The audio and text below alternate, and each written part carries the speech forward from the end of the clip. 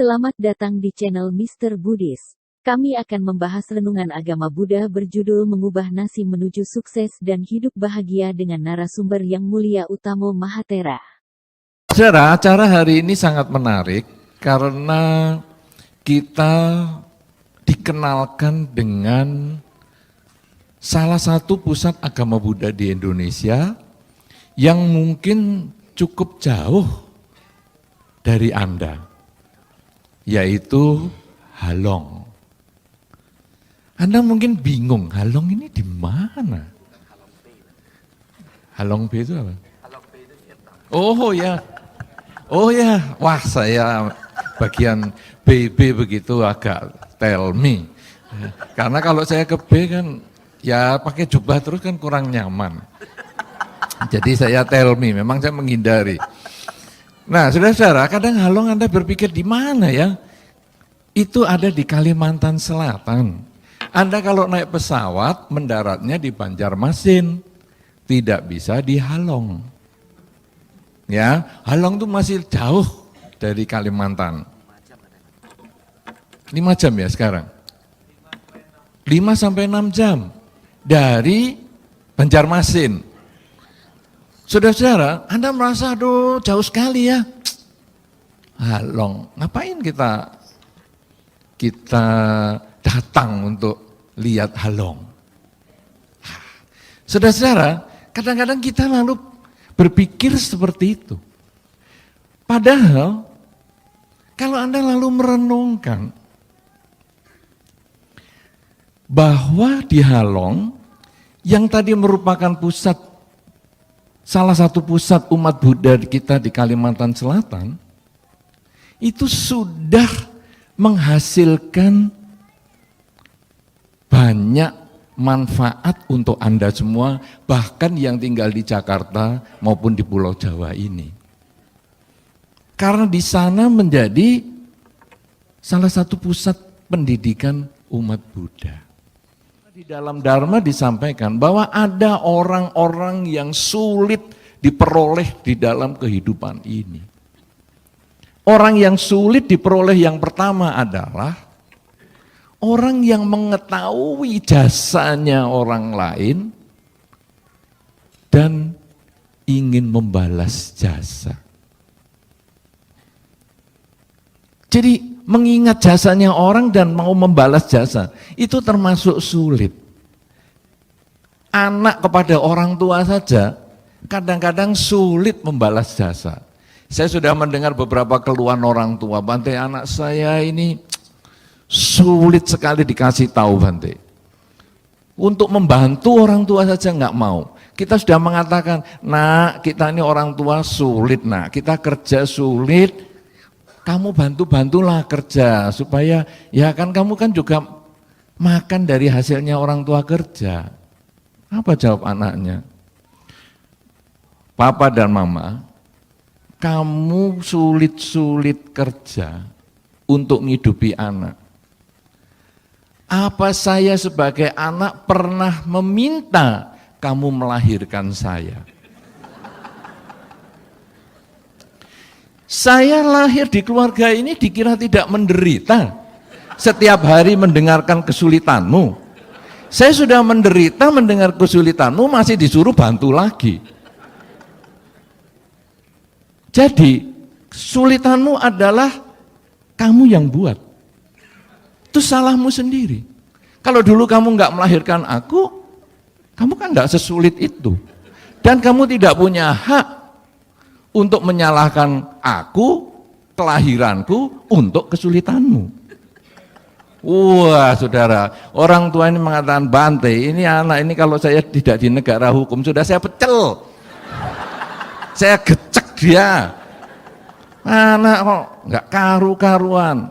Kenapa saudara? Karena orang ini, anak ini tidak memahami bahwa dia hidup dan terlahir sebagai manusia itu sudah jasa kebajikan orang tua. Yang kita perlu membalas kebajikannya dengan membantu orang tua, dengan merawat orang tua, dengan membuat orang tua tidak pusing dengan keberadaan kita, membuat orang tua berbahagia karena kedatangan kita ataupun karena keberadaan kita di dalam keluarga.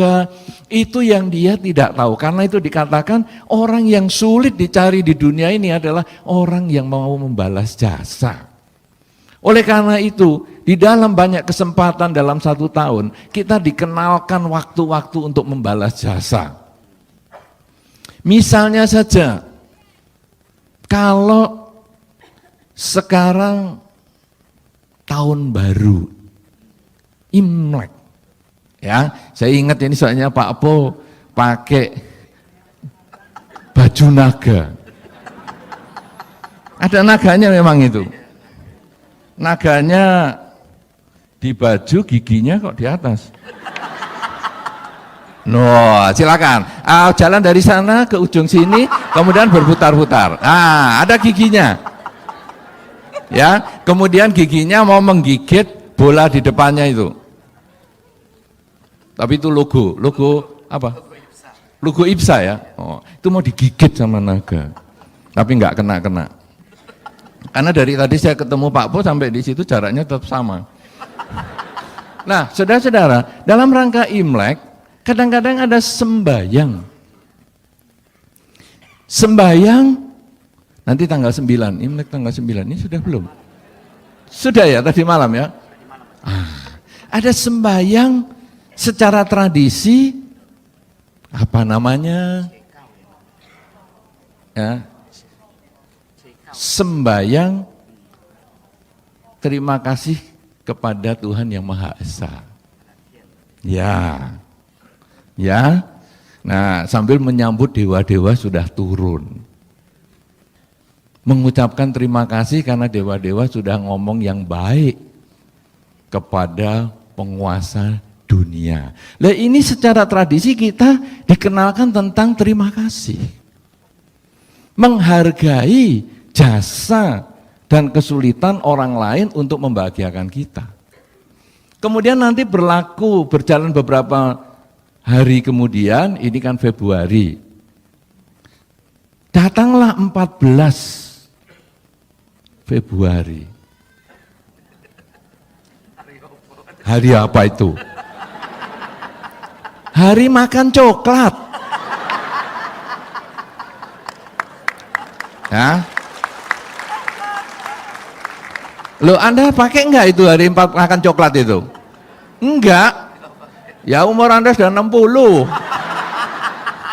Bagi yang masih belasan tahun, penting itu. Iya kan? Jadi mengingat, kamu loh sepanjang tahun ini sudah menemani aku, makan bersama, nonton bareng, ngafe di sana. Iya, 14 Februari kita makan coklat bersama. Itu 14 Februari. Maju lagi, ketemu 5 April. Nah, yang dikasih coklat tanggal 14, 5 April ikut diajak ke pemakaman. Ikut diajak, bukan diceng-bengi. Anda jangan berpikir negatif. Nah, saudara-saudara, jadi itu ada upacaranya untuk menghormat mereka-mereka yang sudah berjasa kepada keluarga. Kita berkunjung ke makam 5 April. Kemudian maju lagi, banyak sekali kalau kita ceritakan nanti jadi menghitung hari libur Anda. Ketemu 17 Agustus adalah Hari kemerdekaan ketika kita menghormat jasa-jasa para pahlawan. Kemudian maju lagi, wah banyak sekali itu nanti. Ada nanti sampai terakhir ada 22 Desember. Makan onde betul. Makan onde betul ya. Karena itu musim dingin terpanjang, kemudian kita makan onde perut anget ya. Tapi juga ada di Indonesia yang disebut Hari Ibu. Yaitu kita menghormat ibu kita. Jadi saudara-saudara, kalau kita mau melihat, ini banyak sekali rangkaian-rangkaian hari-hari raya di dalam satu tahun, itu intinya adalah bagaimana kita seseorang itu diajarkan untuk mengenal jasa orang lain dan berusaha kita membalas jasanya, berusaha mengenang jasanya. Nah, itu adalah kesulitan yang pertama. Apakah Anda adalah termasuk orang yang langka, yaitu ketika Anda mengenal jasa-jasa orang halong yang sudah membina Anda dan Anda berusaha membalas dengan cara, aku memang sulit ke halong, belum, walaupun diundang oleh Bante Cita Nando, beliau mengundang tadi Bante Cita Nando itu, tetapi beliau tidak menjanjikan tiket. Beliau hanya menjanjikan tempat. Silakan Anda datang, kita sudah menyediakan tempat. Tempat kita camping bisa. Tiket itu yang mahal. Beliau tidak janji. Karena apa beliau tidak janji? Karena beliau menunggu. Di antara Anda ada nggak yang mau donasi tiket orang yang mau datang? Kenapa? Karena orang yang mau donasi tiket umat-umat yang datang itu termasuk orang yang mengenal budi dan membalas budi. Saudara-saudara, ternyata kesulitan di dalam Dhamma bukan hanya orang yang membalas budi.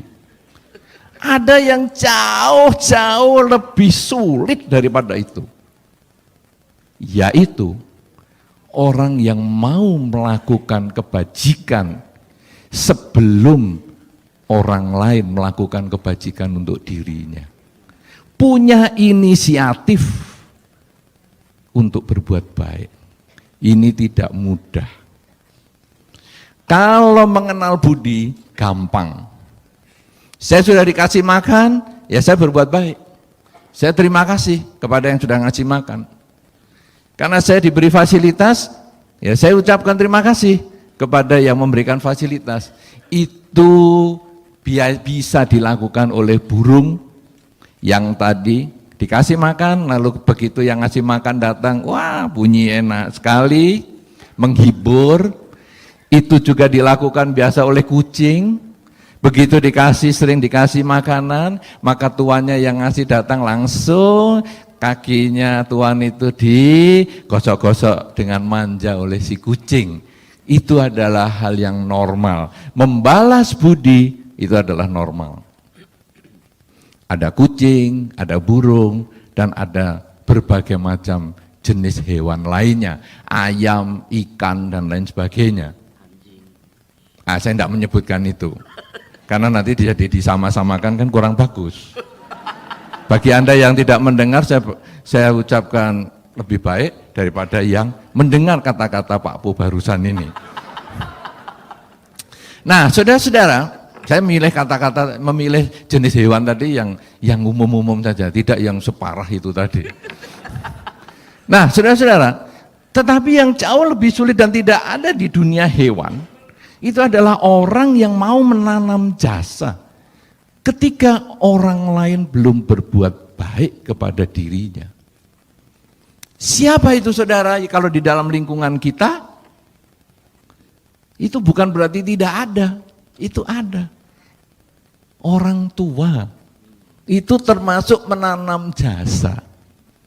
Saudara-saudara, sejak bayi orang tua itu waktu hamil, itu sudah perutnya dilus-lus saja. Padahal belum tahu kan, bayi ini nanti lahirnya jadi anak baik atau anak yang menjengkelkan. Tapi tetap dilus-lus, tetap disayang-sayang. Ya kan? Ibu-ibu yang sudah pernah melahirkan, begitu kan? Tidak ada, aku nggak suka bayi ini. Ini mesti nanti menjadi anak yang nakal. Kenapa? Karena ini nurun bapaknya, mesti nakal. Tidak ada yang seperti itu. Tapi pasti disayang-sayang. Jadi memberikan kasih sayang sebelum si bayi melakukan apa-apa kepada dirinya. Betul kan? Menanam jasa. Kemudian bayi lahir. Bayi lahir, jelek mukanya atau tidak, punya tangan atau tidak, seorang ibu pada umumnya tetap menyayangi. Saya katakan pada umumnya, karena sekarang ada yang tidak umum, yaitu bayi yang kurang bagus dibungkus kresek, dibuang ke tempat lain. Bayi hasil apa, kemudian dibungkus kardus, dibuang ke tempat lain. Itu ada yang tidak umum. Tetapi pada umumnya, seorang ibu menyayangi anaknya. Selalu menggendong-gendong anaknya dengan kasih sayang. Dan selalu mengatakan, waduh, anakku yang paling ganteng. Apakah ada hidungnya atau tidak, enggak penting. Yang penting pokoknya paling ganteng. Aduh, anakku yang paling cantik, apakah bibirnya selebar apa, enggak penting. Yang penting pokoknya paling cantik bagi aku.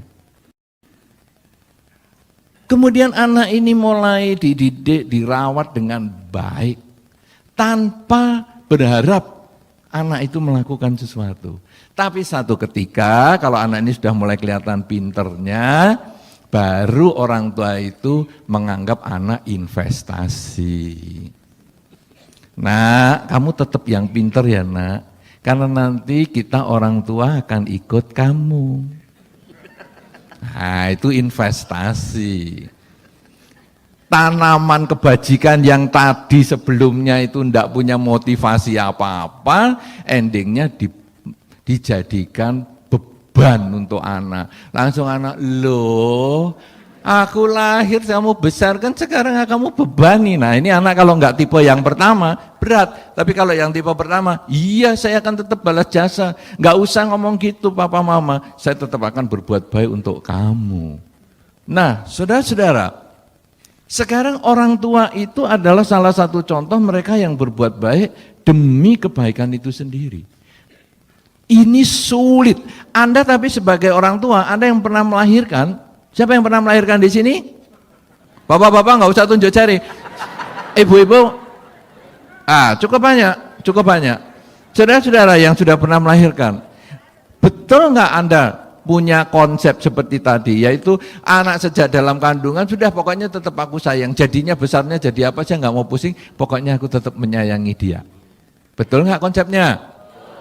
Betul kan? Nah, karena saya betul-betul tidak pernah ngalami itu. Pak Ponijan pun tidak pernah ngalami itu. Yang alami istrinya ya. Nah, artinya apa saudara? Artinya bahwa menanam jasa, walaupun orang lain belum berbuat kepada kita, itu bisa. Sulit tapi bisa. Buktinya seorang ibu bisa melakukan itu. Dan ibu bisa melakukan, bapak seharusnya juga bisa.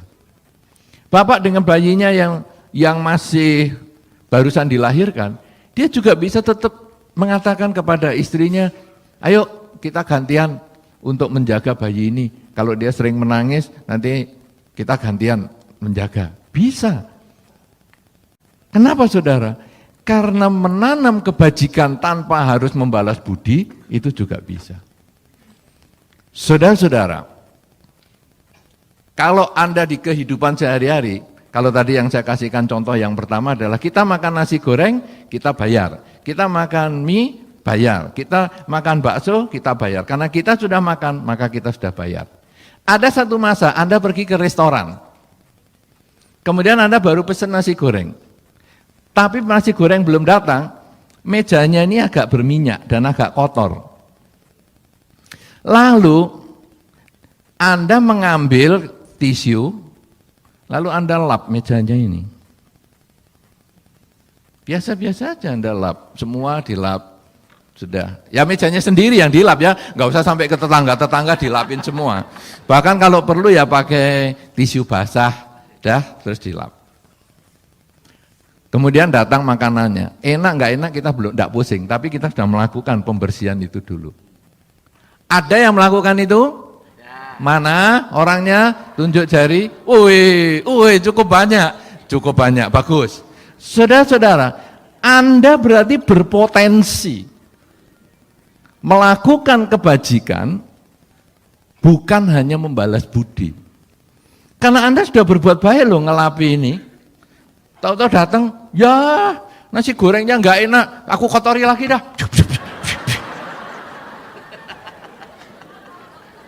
Apa kira-kira begitu? Tidak. Anda hanya ngomel-ngomel aja nasi gorengnya nggak enak. Terus ya sudah berhentinya sampai di situ. Tidak, padahal tadi sudah aku bersihkan tempatnya. Ini kalau gitu sekarang nasi goreng jangan nagih aku dong. Dia yang harus bayar aku. Aku kan bos, mau ngelapi meja, berarti kan bayarku lebih mahal daripada harga nasi gorengnya. Enggak ada. Anda ya paling ngomel-ngomel pergi, tapi urusan ngelap nasi goreng ini tidak Anda urus. Betul kan? Ngelap nasi goreng? Protes dong, ngelap nasi goreng nggak bisa, ngelap mejanya yang baru bisa. Jangan ngantuk-ngantuk gitu. Nah, saudara-saudara, jadi sekarang Anda, kalau tadi saya lihat, Anda mau ngelapi meja ketika Anda baru pesen restoran dan makanannya enak nggak enak, Anda nggak tahu.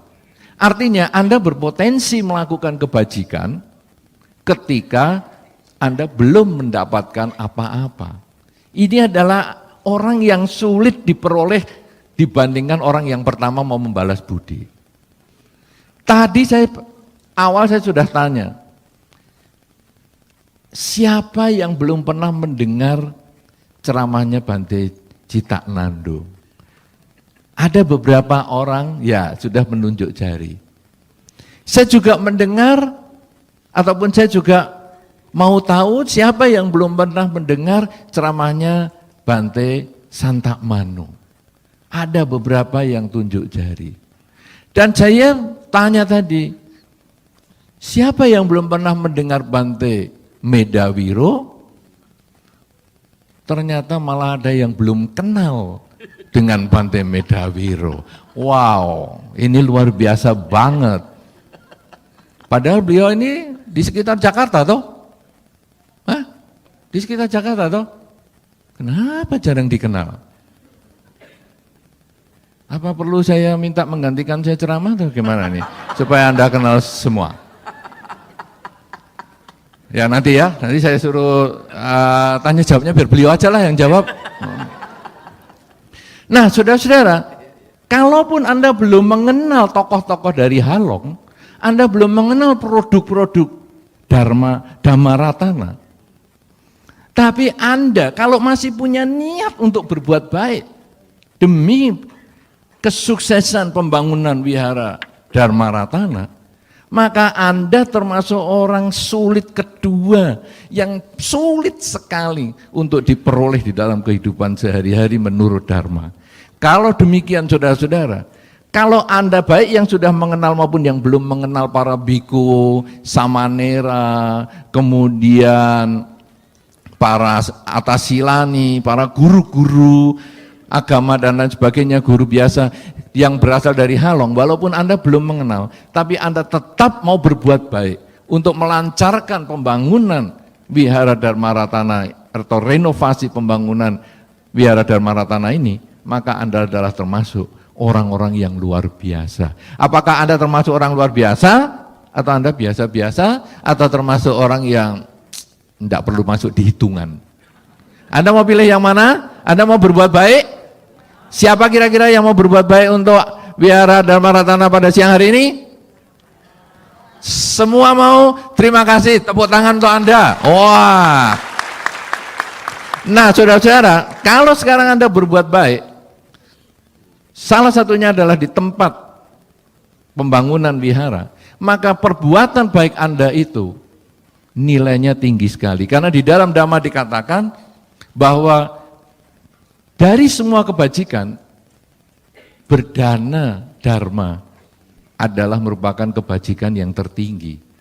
Ketika Anda membantu pembangunan wihara, Anda membantu untuk perkembangan tokoh-tokoh pembina dharma di Halong, maka Anda termasuk membantu meningkatkan potensi pelestarian dharma.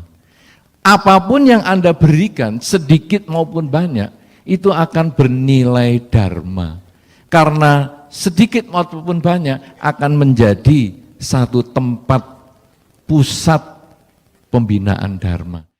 Oleh karena itu saudara-saudara, kalau sekarang kita ingin mengubah nasib buruk menjadi keberuntungan, salah satu yang kita dapat lakukan adalah dengan mengembangkan kebajikan. Kebajikan yang kita dapat lakukan adalah salah satunya pada kesempatan siang hari ini adalah dengan berdana untuk pembangunan wihara Dhammaratna yang di Halong. Yang kali ini ketika kita datang berlima, 3 orang biku pun berasal dari sana. Asli putra daerah, bukan apa itu, assembling. Nah, assembling, bahasa Indonesianya assembling saya nggak tahu. Nah, ini benar-benar build up dari Halong, asli orang tuanya juga Halong semua. Ya, jadi dengan demikian saudara, kalau Anda merasakan sedemikian besar manfaatnya, maka sedikit maupun banyak dana yang Anda berikan untuk pembangunan wihara Dhammaratna ini akan memberikan manfaat untuk agama Buddha di masa sekarang dan di masa yang akan datang, dan itu juga akan memberikan perubahan peruntungan Anda. Anda yang belum beruntung dengan kebajikan yang Anda lakukan, Anda akan menjadi lebih beruntung. Anda yang sudah beruntung dengan melakukan kebajikan akan berlipat-lipat lagi keuntungannya, karena sesungguhnya Anda menjadi orang yang sulit dicapai di dalam penjelasan Dharma, yaitu mereka yang mau mengenal budi dan membalas budi. Kemudian yang kedua adalah mereka yang walaupun belum mendapatkan budi dari orang lain, dia tetap menanam kebajikan kepada yang lain. Lakukanlah kebajikan sebanyak-banyaknya, karena hanya kebajikan itulah yang akan menimbulkan keberuntungan, yang akan mengubah nasib buruk menjadi beruntung. Semoga Anda bahagia, semoga semua makhluk bahagia. Sabe sata bhavantu sukhitata.